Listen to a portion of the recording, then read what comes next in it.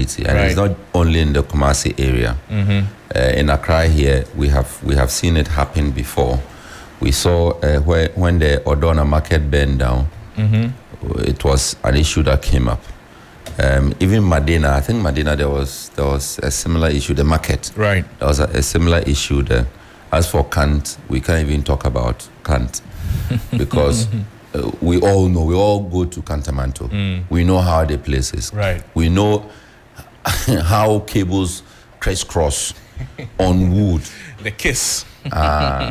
So it's a multifaceted problem that requires not one solution. But we need an approach that would tackle all the issues together. Right. So I think at the national level, we need to have, call it a multi-sectorial committee, call it interministerial committee, call it, I don't know how we call it. Interagency committee. But we need something, a body that, ad hoc, that would look at the problem of our markets and fires. So that committee should have the fire service. It should Ghana have Water Company. Ghana Water Company. The police. It should have local authority. So if it's at the national level, we should have the local government ministry. We should have NADMO. Who else? Then the money people. Which people are the money finance people? Right. Because ultimately we should be looking at a redesign of all our major markets. Right. JDM is noted for constructing multi-purpose or modern markets, as they call it. So I'm sure it's not beyond him. I don't know whether it's in his manifesto, that I don't recall. But it's something that this government would want to look at. Right. At least if we say that each region should have at least a modern market, we need to start somewhere and begin working towards eradicating all these ad hoc and anyhow constituted markets. Right. People just erect sheds and tents and they start begin selling. By the time I realize they say they need light, then they'll crisscross wires. Then they'll tap from main sources. Then by the time I realize that crisscross is supplying fridges and sewing machines, all in the market, and everything all in the market. Yeah. We need to change that. But I think that really this was not a water problem. Well, according to the fire commander, it was not a water problem. It wasn't. A problem of accessibility. It says if they had access to the areas and the things they needed as early as possible, they could have put the fire out. So you can. I was talking about even the tenders themselves. Again, from one of the engagements that we had, this was a full segment we had on fire education segment with Alex, and he talked about, I call it crane. They have a name for it. Yes, but it's still called crane. Well, but there's a technical name for it. You see, the tender is fire crane. Fire crane, okay, fire crane. So the machine, the car stands at a distance, then it goes up, the crane goes up, then they are able to stand on it and fight the fire from the top or at the top. So that if the fire started from the top, they're able to deal with it before it gets down. But I don't think that happened here because it was obvious that they were suffering with the fire at the top. And this was as of Friday, Friday afternoon. When we saw the videos coming out, they were struggling to deal with the fire at the top. So all those are issues that we need to look at. And really, now is not the time for fights.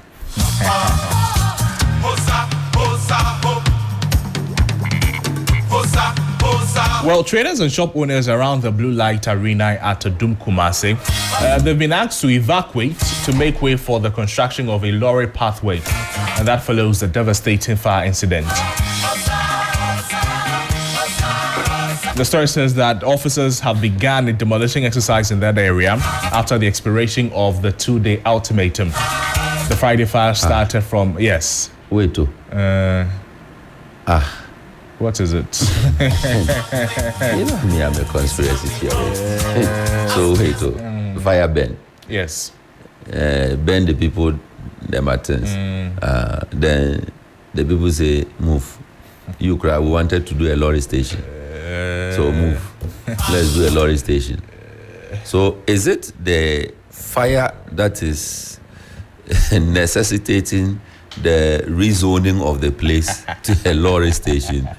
Was there already a plan to lorry station the market, or the fire caused? At what point were we trying to chase away the people already? So whether it was before or I'm after. just asking questions. Whether it was before or after they said that they are creating lorry station. At what point did we think about creating lorry station there? At the point either before or after. After. So the fire, it be normal? It be normal means There what? was a normal fire. Which one is normal and which one is abnormal fire? Was it fire that somebody did not we don't deliberately, intentionally do? We don't know that yet. After the investigations, we will get know. to know. Right now, we are concentrating on putting out the fire. Yes, the fire has been put but out. the lorry station too has to come. Okay.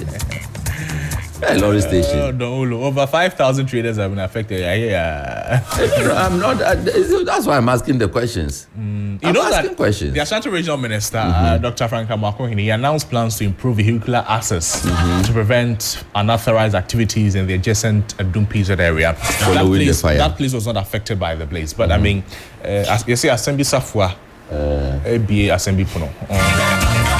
So it is in response to the recent fire incident at the Adum Blue Light. It caused extensive damage to several shops, prompting immediate response from the Ghana National Fire Service. So according to a statement issued on Sunday, March 23, the Ashanti Regional Coordinating Council aims to enhance accessibility and reduce the risk of fire incidents caused by human activities through this initiative. To ensure smooth implementation, security personnel will be deployed. The ARCC called for the public's cooperation, and the initiative is commencing today. Daolo, what do you want to say? Crosby. So they are starting today. Yes, they are starting today. That is what is happening. So we still don't know what caused the fire. Investigations are ongoing. What are the preliminary findings? So when I asked him, he says that we should wait. He doesn't want to. So we are still waiting for the preliminary findings. It's a big thing, so we should wait. Okay, but we are already evacuating people. Yes, to create access because we routes. want to do a lorry station. Yes, so it's okay.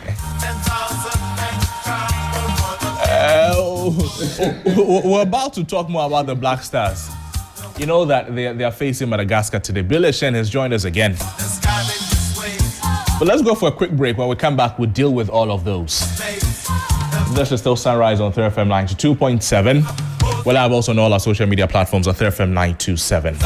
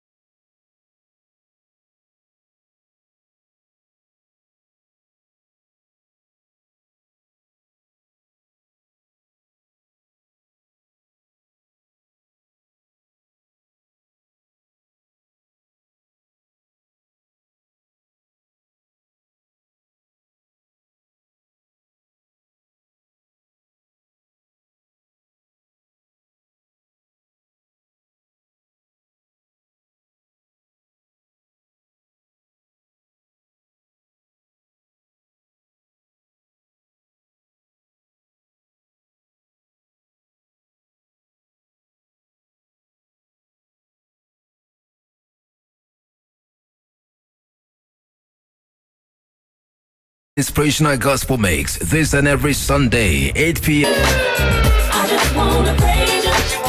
I just 3FM. come for you are. Come for you are. Come for you are. What is your favorite scripture? Well, my favorite scripture is Romans 8:28, and it says, all things work together for the good to them that love the Lord. Kwame, that is absolutely my favorite scripture. Yes, your inspirational gospel mix. A moment to get inspired with the best of inspirational songs and interviews to get you prepared for the new week. Every Sunday, 8 p.m. to 10 p.m. with me, your big brother, Kwame Adu, mixing G, mixing gospel. You can't miss it. You are blessed as you listen. 3FM 92.7. It's the battle of the teams in a 3FM 60-day Fit Start Challenge. Which team will come up tops? Will it be Team Comfort or Team Helen? Will age and tact triumph? Or will youth and energy win? Call or WhatsApp on these numbers: 0532 300 927 or 0532 200 927.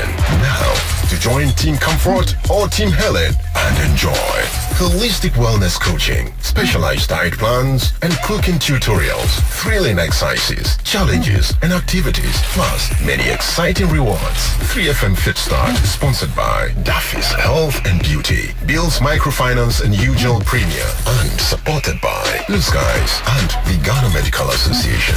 3FM Fit Start, your health, your journey, your victory. 3FM Sunrise, 3FM Morning Show, 3FM 92.7, 3FM your urban lifestyle radio, 3FM Sunrise, 3FM Morning Show, 92.7. The best in the morning is on 92.7. Sunrise on 3FM.